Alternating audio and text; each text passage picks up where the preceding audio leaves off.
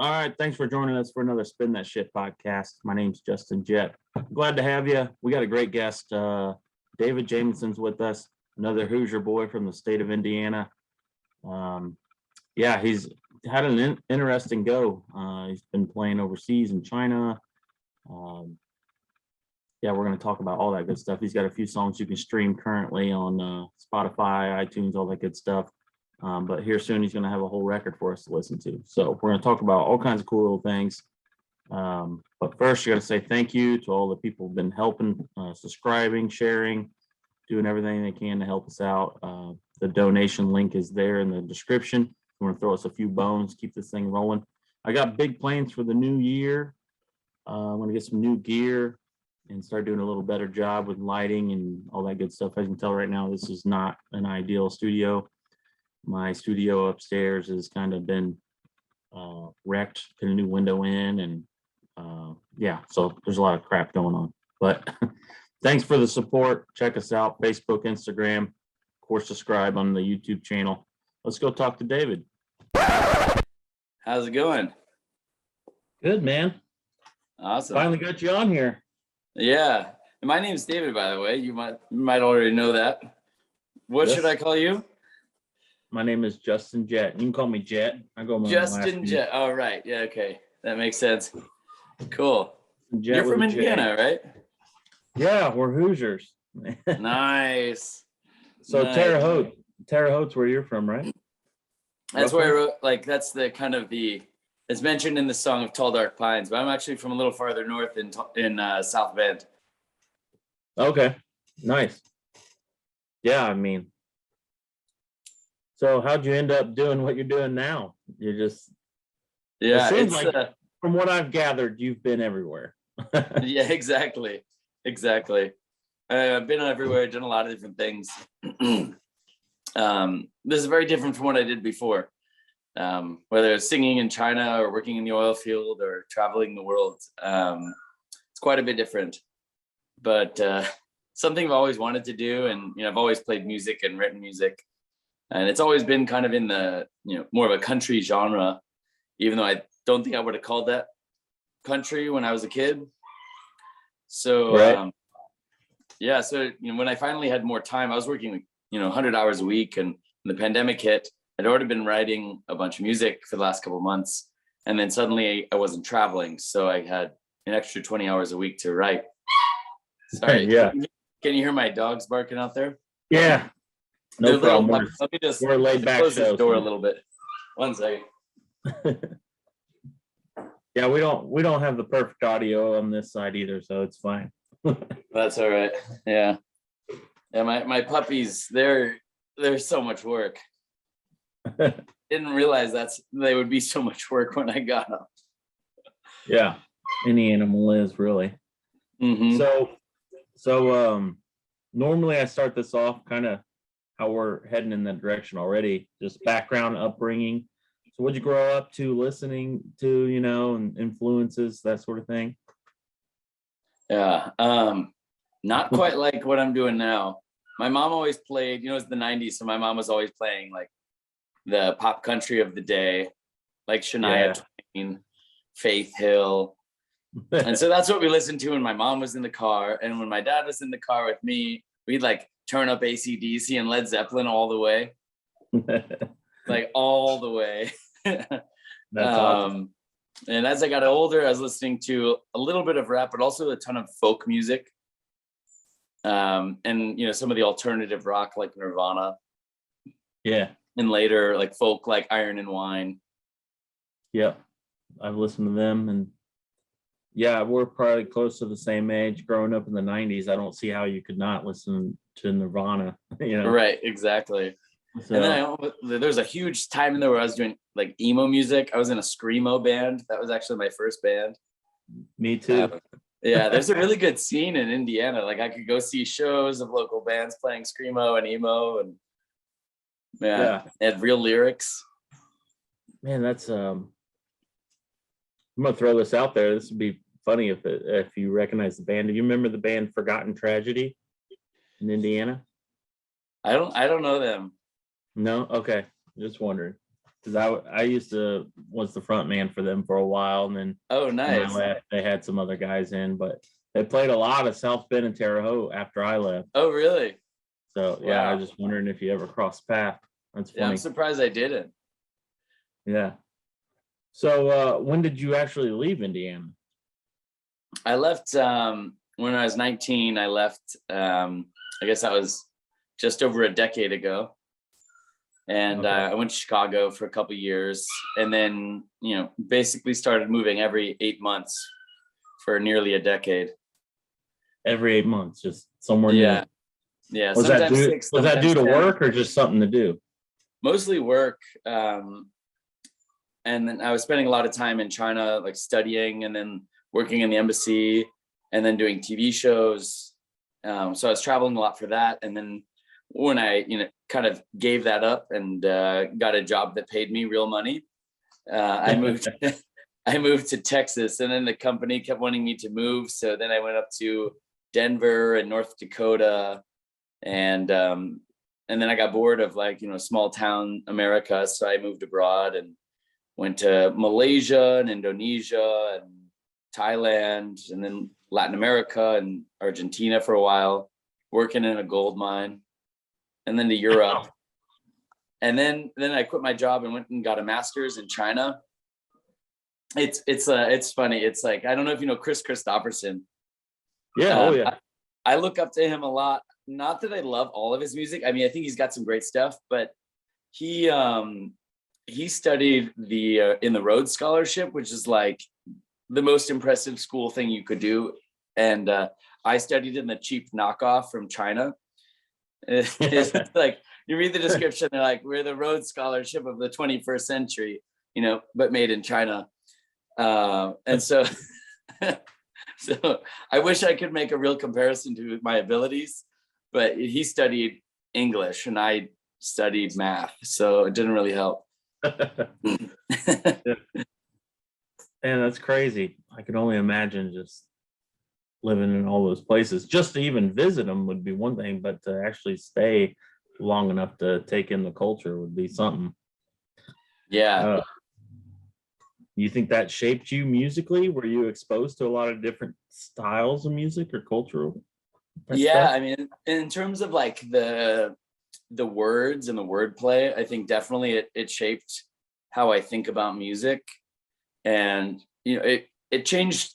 Music for me growing up was just the words, and I didn't really think much beyond that. But then when I listened to it in other languages, I had to focus a lot more on how it made me feel, because I didn't always know the words. And so when I learned Chinese, I would actually use music to study the language. Same thing in Bahasa Melayu, which is the language of Malaysia. I wouldn't know the words, what they mean, so I'd study like the definitions, and I'd listen to how it feels. It's like, and when I would sing in China, I had this problem where the directors would be like, "Come on, man! Like, can you sing with some like emotion? Like, sing your favorite song in English." So I'd sing it, and they're like, "Yeah, do that." But when you play a song about love or whatever, and you don't have all the associations of like your mother saying "I love you" or like a girlfriend or whatever, it doesn't mean anything. Yeah. So like I really had to disconnect. learn it. I had to learn it by listening to how this original singer is singing it when I did covers or when I'm learning new music or just listening. I listened for the emotions, and that changed kind of how I approached production for this album. Huh. So I got to back up. How in the hell did this even happen? Like, where you're already doing shows overseas and in Beijing, like, was there like someone you just tried out for something, or did someone point you in the right direction? And like, so what happened? Yeah, I mean, it's kind of weird. Like growing up, I learned Spanish. I went to school where a lot of the kids spoke Spanish as like only. So, I'd speak with him, or they'd call me like stupid white boy, So then I'd like surprise them when I knew what they were saying. And so a lot of my friends were like Spanish speakers. Then I went to college, and I was, wanted to do Chinese because I thought it was more interesting and difficult. And part of that for me, learning languages was always about listening to the music. Whether it was like, Mana, which is a Mexican rock band for Spanish, or then in Chinese, this guy called Song Dongye and Xu Wei, like listening to their music is how I learned it. And so, when I would study their song as a cover, that's how I'd learn all this new vocabulary.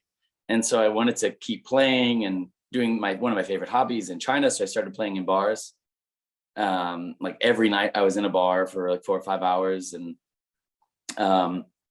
seeing a foreigner, like a white person sing in Chinese, like blew their mind. I mean, like just like a foreigner learning the Chinese language already was like pretty crazy.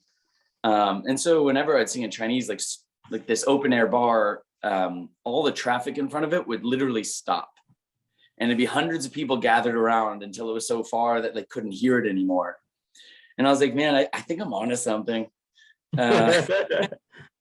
So then my neighbor is a good friend of mine. I was teaching him to play guitar, and he was like a street food like vendor. I don't even think he had finished 8th grade, but we built this friendship where he would teach me how to cook his street food. And then I teach him how to play guitar. And eventually he's like, yo, we gotta go try out for this TV show.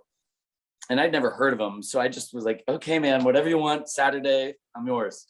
So we tried out. And then like a year later, I got a call back, like frantically, like a mutual friend, like reached out on email. He just happened to have my email. And he's like, dude, you got to be in China tomorrow. I was like, even if I left right now, there's absolutely no way I'm going to arrive. And I was in the middle of finals too. So I couldn't go, but a few months later went back and performed with my friends, sometimes separate, sometimes singing while cooking that street food. And I did that for quite a long time. But after I kind of dropped out of the Chinese music scene, I was just playing on my own, playing the stuff I liked, and writing my own, and playing in small shows wherever I happened to be living.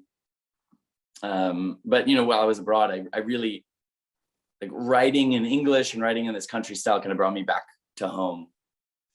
And so it really kind of narrowed my focus onto more and more traditional styles of country. Right. Kind of stripping it down to the roots. Exactly. Yeah. Well, the songs you have out there that you can stream, like I really like. You have a clean vocal too on them. And are some of those lyrics true, by the way? Like did you serve time in the pen over in Terre Haute or what? Actually, so I was up like doing a little tour in North Dakota last weekend, and I went up and I introduced this song 25 to Life, and I said, despite what somebody wrote about me in Texas, I did not spend time in Texas prison or federal prison. But even so, like this guy came up to me after the show and he looked pretty rough, like covered in tattoos head to toe. He's like, I really identify with that song because, look at me, like I've spent time in the federal pen. And I was like, that's not what the song is about. But yeah, I mean, on the surface, some of them actually are, literally about prison. But the ones that are, like murder or about someone spending time in there, it's really not a story about myself. Most of them are actually stories of other people. Tall Dark Pines is a story of someone in my community that I knew through a friend of a friend of a friend that, was murdered and, Right. Something about murder ballads, man. Like, yeah, I want to collect them all, just stash them away. I don't know, like the stories are just, it's probably the same reason why everyone's so hooked on like all these crazy crime shows and stuff. But exactly. I don't know. I like the idea of just stories being told and traditions passed down of just what happened at some point in time. 100 years from now, that song could be, replayed. Actually, a fan just sent me this book. Here, I'll show you. It's this book of all the murder, like all these murder ballads. It's called American Murder Ballads and Their Stories by Olive Woolley Burt. $1.95. Published in 1958. And it's like I'm in the middle of it now, and there's all these books, like all these little stories about, like, this one's the succinct account of the life and execution of Daniel Davis Farmer. And it's so many of these, and then it'll show like it'll have like a little excerpt from the murder ballad about them. And I just think it's so interesting that these songs are about real people, because so often now songs are written by someone in an office building in Nashville, and like they're great, but I think there's something different when it's real. Yeah, it's like how they spread the news. Exactly, literally. So I got this one from IU, from Indiana University, in their Bloomington press. It was published like 1910 or something, and it collects all the songs of Indiana. And normally, like all of our traditional songs, like are written in Britain, or like kind of carried on through Kentucky, West Virginia. But there's this one just try to do this, like gather them all up from mostly Southern Indiana. And there's one murder ballad from a little south of Indianapolis. And it was about this girl. Where I live. Yeah, exactly. I'll send you a copy, or maybe I'll learn to sing send me it, a copy. I'm definitely intrigued. Play it for you. Yeah, so around there, and they this girl like ran away from home or something. I think she ran off to get married, like eloped with someone, and then was murdered, like brutally murdered. And so the song was written about her, and it described it as kind of like a warning to local people, like, hey, don't just run away. It is a terrible idea. This is what'll happen. You'll learn a lesson. Oh man. Yeah. That's crazy. Yeah, definitely send me the info on that. I'm curious. So tell me about what's the next step for you? Like what's the plan? You're gonna put out like a record here soon, like a full EP or album? Yeah, we got a full album coming out on January 27th. It's called Tall Dark Pines. You can get the title track now on Spotify, Apple, wherever. And it's really a collection of, there's a lot of murder ballads, but it's a collection of songs. I guess you could summarize them with like, a lot of darkness, but a lot of guns also. It's really inspired a lot by gunfighter ballads, which I listened to a lot with my grandfather before he passed away. And so I wrote this collection of songs, and it's called Tall Dark Pines. It's going to come out in January, and I'm really excited about it. A lot of them I've never even played publicly. So I'm really excited to share it with the world. Yeah. So are you gonna like tour behind this once it gets released, kind of do a little run? Yeah, exactly. So I've been doing some stuff in the region from like West Virginia to Iowa, now North Dakota. And so I'll do that probably early in the spring and next summer as well. But then when it's too cold to tour in Indiana, I'll probably head down to Texas for a while. I lived there for a while, so I got a lot of friends and buddies who play. So I'll probably head down there for a bit too. Yeah, I'll try and catch your show in Indiana. Yeah, when I make it down to Indianapolis, I'll let you know. Yeah, let me know. I think you messaged me a while back saying something about you might play the hi-fi at some point. Yeah, I've been talking to them. Yeah, exactly. They got all the best acts, them and Dukes and Bluebird in Bloomington. Yep. Bluebird. The three of them, they have some great musicians coming through. I think those are the best venues in Indiana. I think so. Yeah, those three venues right there pretty much cover it for me. Other than that, it gets into the huge stadium type stuff. Yeah. I just recently went to the new Brown County Music Center that they redid since the fire 10 years ago. It's a nice venue. I saw Molly Tuttle and Old Crow Medicine Show there. And wow. It's super nice. It's not too big to where it's like, if you're in a nosebleeder, it sucks.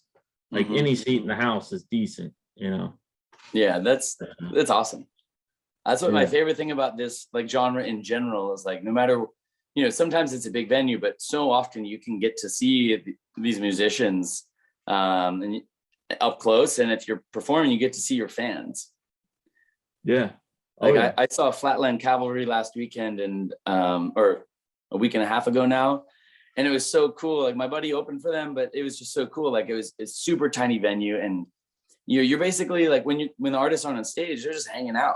I mean, there's not really a green room, And Right, so yeah. like I was amazed at Flatland Cavalry, like just how chill they were with all their fans. Like they stayed there to the last person lining up.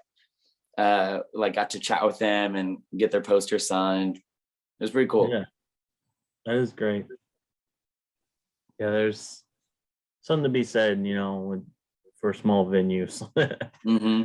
It's all about the experience and the emotion and the feeling, connection, all that. And every live show, like, man, I got a spreadsheet of every time I go to a show, I write it down. And Oh wow. this is back from when I was in my first concert in like 6th grade. So it's lengthy now because I'm like a junkie and I go every weekend or something. So yeah, it's pretty interesting. But 99% of the time, like if I had to pick my top 5 favorite shows or top 10, they're all smaller shows and smaller Yeah. crowds, more intimate. It's like way Mhm. better feel. Yeah, for sure. So Yeah, it's the best. So can you play us a song, or do you have anything with you? Sure, I can play you a song. Yeah. Let me grab the guitar. Yeah, let's do it.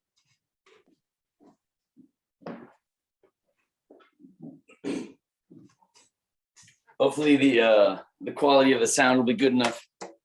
Yeah, I mean, it's the internet, Yeah. It's not like the record version for sure, but it's still cool. Yeah. So you want me to play one of the ones that's out now, or do you want me to play one that's unreleased? Can we do one of each? Sure. Maybe one right now, then right before we leave, we'll sign off with one. Yeah, of course. Let's do let's do that new one. Then we'll finish with I Like 25 to Life as my favorite one of yours. All right. Yeah, that's the only one that's like nearly entirely autobiographical. Yeah. After I'd written all these other songs about other people, or inspired by people I knew, then everyone's like, when are you gonna write one about yourself? You're not a murderer. So I did it. All right, here we go. This is 25 to Life. All right.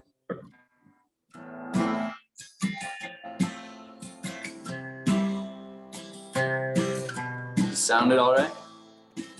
Coming through? Mama wouldn't let me be a cowboy. Couldn't pass in medicine and such. So here I am, counting bells. Good old West Texas sludge. But I'd rather be an outlaw, riding like Bonnie and Clyde. Instead I'm in see high rise, doing 25 to life. This room is feeling like a cage, counting numbers of my long, lonesome days. I punch out in fits of rage.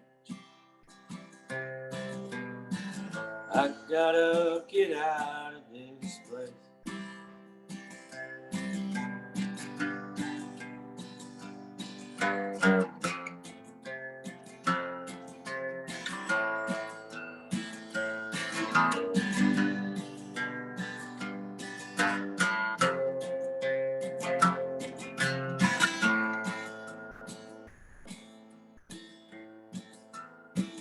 I could be out on the prairie, under the stars at night, sitting with a guitar and a campfire, singing devil, where's your soul and tie? but I'd rather be an outlaw, riding like Bonnie and Clyde. Instead I'm in the sea high rise, 225 to life. I pull this mask on my face, I'm back in my happy place, riding again with the old gang, stealing hearts and taking names. But I'd rather be an outlaw, darling, know you'd be by my side. We'd ride out into the sunset, 2:25 to life. You could be my Bonnie, I would be your Clyde. We would not worry for money, into the sunset we'd ride, 2:25 to life. Sounds pretty good, even through some shitty internet speakers. Nice. I'm glad it sounded all right. Yeah, I like that song. I turn it on. I don't know. This last week, I've been pitting on your stuff quite a bit at work, and Nice. that one, I don't know. It's just the sound of it just Yeah. captivates me, I guess. Yeah, I was so happy with the way that turned out. Working with the producer Dwayne Lundy down in Lexington, he works with a lot of people in that scene, you know, from Sturgill Simpson to Ian No, and just about everyone. And you know, I went in with my, you know, vision for each song, and you know, I've never really, you know, worked with a full band to produce any of these songs. Yeah. Just because it was the pandemic and like I just moved to South Bend, I didn't really know many musicians here. So you know, I just told him like, this is what I wanted to feel like. I want it to be like, you know, a large, expansive, like sound, like you're kind of out on the lonesome prairie and, you know, longing for something. And he came up with that, with like that steel guitar and like the large reverb. Yeah. I was so it. happy with it. Yeah, I think you captured that. Now that you say it like that, like, yeah, it has that feel for sure. How many tracks are going to be on the new album? There'll be 9. 9. Okay. Yeah, and cool. there's a couple that didn't make the cut. At least one of them I'll release sometime later in the spring, maybe early summer. You know, they just didn't fit with the rest because these are all like gunfighter ballads, kind of darker, and there's a couple that, you know, a little bit lighter, a little more love-based themes. So save those for later. Yeah, they're too happy for this winter record. Yeah. Yeah. Well, I'm drawn to the darkness. I don't know why, but exactly. Those are the songs I like to listen to. Yep. Yeah, exactly. When I write, it's you know, a lot of the darker emotions. Like when you meet me, I'm like super like, you know, friendly and fun and like always smiling. But you know, when you got to put those negative emotions somewhere. So I just like, you know, let them escape through a song, and yeah, you know, then I don't actually shoot anybody. Not yet, anyway. Not yet. Yeah.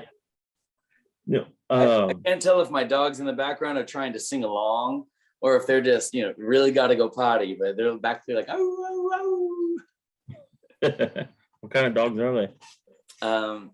There's 2 dogs. Both are golden doodles, but one is red, kind of golden, and the other one is just black as night. That's funny. Yeah, we get cats over here. Oh yeah, I would get cats if I wasn't allergic. Dogs are way too much work, especially as puppies. Oh man, I want to go down that road again. I've been there with puppies. Yeah. Can you do us a song in a different language? How many languages do you speak? So I speak normally, I say 3.5. 3.5. Yeah, I mean, English, obviously, I can speak pretty well. Although after I came back from living abroad for so long, people in my hometown, like I'd be doing a gig with my dad, who's has just a straight Midwestern accent, and I'd get up and sing a few, and they'd be like, "Where are you from?" I'm like, "I was born in that house." They're like, "No, you weren't. You from Australia?" I was like, "Come on, like that's my dad." And like, even now, like I still fumble sometimes in English or like pronounce things in a very strange way. But yeah, so I speak English though. And then I speak Spanish and Chinese, and those are pretty good. And then I speak a little bit of Malay. And it's also called Bahasa in Indonesia or in Malaysia. And it's the simplest language in the world. It's easier than Spanish. I love it because everything sounds and reads like it should. So like, for example, the word science is one of my favorites. It's just like in English, it sounds like science, but they spell it way easier. It's SAINZ, science. Yeah. Yeah, that's how I spell half the stuff anyway. exactly. Like now I'm not wrong. So I speak a little of that one, like enough to like, do basic things, but I'm not going to write any essays or songs in that language. Right. I travel Louisiana quite often over the years, and it doesn't take me long. If I'm down there a week and then I come back home, it's like my language, everyone points it out, like, why are you talking like that? It's like, I don't know, like it just grabs. Yeah, exactly. Yeah, I'm not exactly. sure. One sec. If you want, I can play you a. Oh, I lost you. If you want, I can play you a little bit of a Chinese song. I haven't really practiced any. Yeah, just something. I'm curious of how that sounds.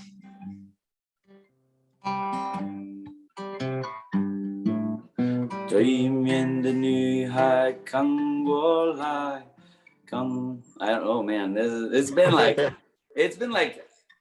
I don't know, like over 6 years since I performed in China. So let's see. Oh man, it already sounded soothing.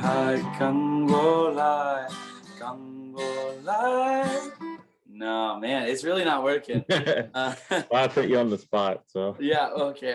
There's one spot of this Chinese song. It's like my go-to song when I was in China, and I haven't forgotten one spot. So I can't do the opening, can't do the closing, but I can do the bridge.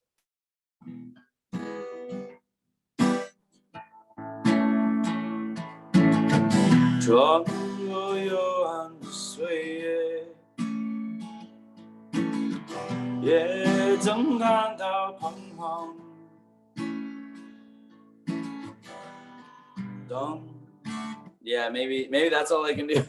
Next time I will practice a Chinese song. And I had no idea what you were saying, but it sounded soothing. Yeah, it's a song. It's an interesting song. It's about like longing for freedom, and it's like a super popular song in China. And I think it's more about being in a relationship and like kind of that, like the melancholy of it, like ending. But there would also happen to be a terrorist group, or that's how the government labeled it, by the same name as this song. So in some stations, I wasn't allowed to sing it. Really? Because they were worried it might be like interpreted as support for this the separatist group. Interesting. Yeah, it's a little bit different on TV over there. Yeah. Like here, we're guided by like sensibilities and rules, like no nudity. But there, it's like a lot more considerations that are political. Huh. I'd like to visit. What? I'd like to visit sometime. I'm you should. It's a beautiful place. Amazing food. I know a guy we went to school with. He's ended up marrying someone from China, and he's with the Chinese government, I think. And at this point, it's been a long time since I've talked to him, but he was coming back and forth from here to there, and then he'd be speaking, Chinese and stuff. It was very interesting. That's amazing. You're able to learn it. That's cool. So, all right, man. Well, I won't keep you too much longer. I appreciate you sitting down with me. I'm really looking forward to. When's the date on that again? January 27th. January 27th, 2022. Okay. So, and I've got one more single coming out before the. Yep, just about a month. And right at the beginning of the year, January 1st or 2nd, I've got another single coming out, and it's one of my favorite songs on the record. It's probably the least amount of violence. So, what's it called? Gone Like the Wind. It's about normally when I talk to someone who's like around our age, I tell them it's about when I was living in New York and I was considering ghosting my ex-girlfriend, and so I wrote this song. But when it's someone like in their 50s, like I had a mixed crowd up in North Dakota for this TV show, and so I was like, this is a song about living in New York and wanting to leave, because they just don't understand the ghosting aspect. Yeah, that's like another thing over there. Right, exactly. I'm in the middle, so I kind of know being middle. Yeah, exactly. I don't know what kids are wearing these days, but I've been ghosted. Yep. That's great, man. Well, I'm glad you took the time to sit down with us. I'm excited to see where you're going with all the music and stuff. So keep it up. Yeah, thanks for having me. It's great to chat with another Hoosier. Hopefully we can meet up in person sometime. Yeah, for sure. Down at the gig. Definitely hit me up. Yeah, in India or something. Maybe Duke's. Yeah, Duke's for sure. It's my spot. Cool. You want to send us out with one more? You got one more? Yeah, for sure. And so this is the song that's coming out next. It's called Gone Like the Wind. Perfect. I think I should have played this one. I did a show on Saturday morning for a bunch of church ladies in the basement of a Lutheran church. And I sang one about my grandpa, who was a Lutheran minister, and the song kind of compares him to a gunfighter. It's like this outlaw because he was like too perfect, he like didn't drink. He like only married one woman, and he's very religious. So I was like, that's kind of an outlaw now. And I played him that song, but then I played him a bunch of murder ballads, and that went over like a rock in a pool. It sank. So I should have played them this one. This one's kind of nice. Gone Like the Wind.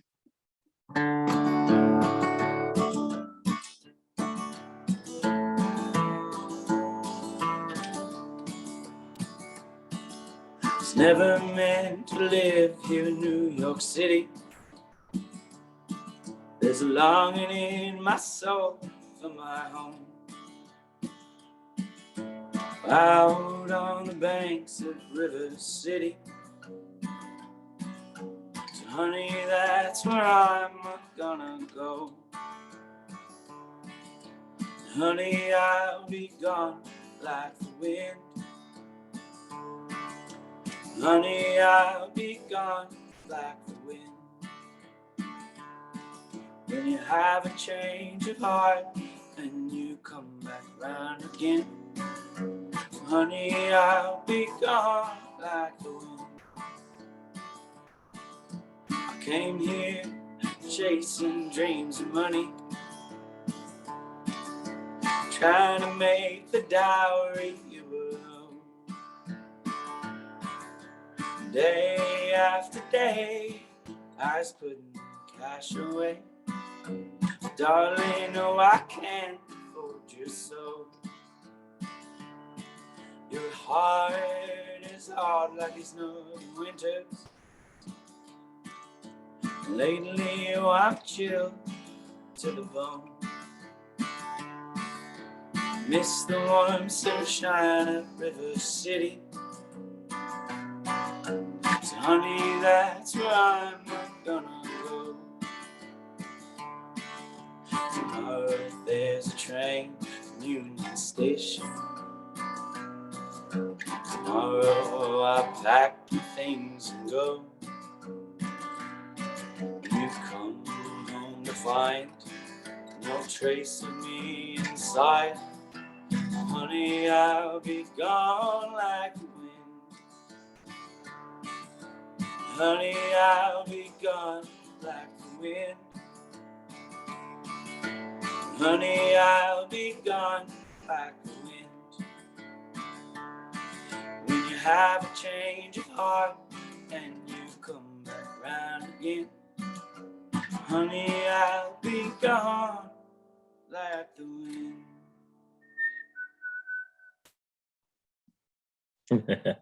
Nice. End with a little whistle. Yeah, exactly. I haven't really practiced it yet, but in the future in my live shows, I want to kind of mimic the like the steel guitar with my whistling. I've always whistled my whole life. My grandpa taught me, and so like I feel like that's the best way I can solo, because I can solo in any key, don't need to change harmonicas, and I can keep strumming. That's right. The I can't whistle worth a damn, so but when you go out on tour, are you gonna just be you and your guitar, or are you gonna actually have a band with you? I'll probably just do me and my guitar. It's it's easier to arrange, and Right. I'm not playing stadiums, so they pay me a little better if it's just me. Yeah. Oh yeah, makes a little sense. I can tour in my little sedan. So Something about man, I couldn't even imagine trying to learn how to play it, but the pedal steel itself is a remarkable instrument. Like it really helps the song if it's played right. It really does. And there's so few really amazing pedal steel players, or even at all pedal steel players. Yeah. Like if I were to go on tour, it'd just be me and a pedal steel, but I think I found two in Indiana. There might be more in the southern part, but between here and half in Kokomo, I've only found two. So, I was gonna say Indiana. I was wondering, you were talking about the music scene, like it's probably a little tough in that area. I mean, there's a couple like awesome bands. Like there's a guy out of LaPorte, Indiana, named David Quinn, and he's got a great band from like Chicago area, and they're really incredible. And the steel guitar player Jeff, he's amazing. He solos as well on his electric guitar as he does on the steel. It is super cool to see him live. And then there's some guys in the South, like, Nick Dittmeyer, and Dittmeyer, and there's one other I can't remember the name of right now, but they're also great. They're playing here in Madison in a couple weeks. I'll follow up and let you know who they are. Okay. I haven't met them yet, so when I do, maybe we'll play a show. You can come out and see us both at one time. Yeah, for sure. Keep me posted. Yeah. All right, man. Well, Cool. I appreciate you being on, man. I'm a fan. I'll be following you. So. Awesome. Well, it's great to meet you, and hopefully I'll meet you down in person around Indy soon. Sounds good. All right, David. We'll see you later. All righty. Have a good one. All right. Bye.